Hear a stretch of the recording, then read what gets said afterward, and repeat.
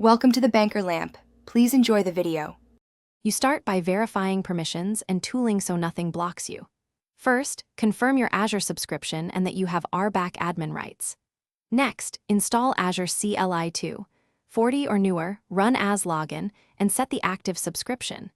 Then register or enable any resource providers and custom providers the latch requires.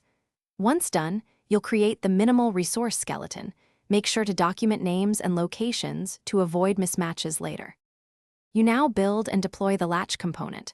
Prepare a bicep or ARM template that includes managed identity, networking, and any private endpoint.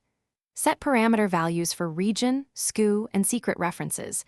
Use key vault references rather than inline secrets.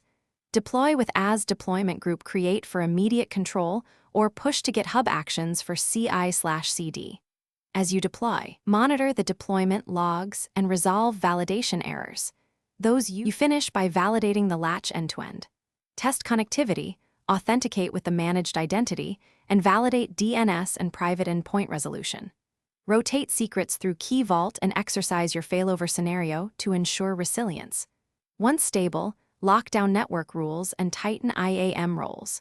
If something goes wrong, start with activity logs and deployment error details. Then confirm role assignments and network security groups. A common fix is correcting a subnet delegation or granting Microsoft authorizations/policy set assignment rights.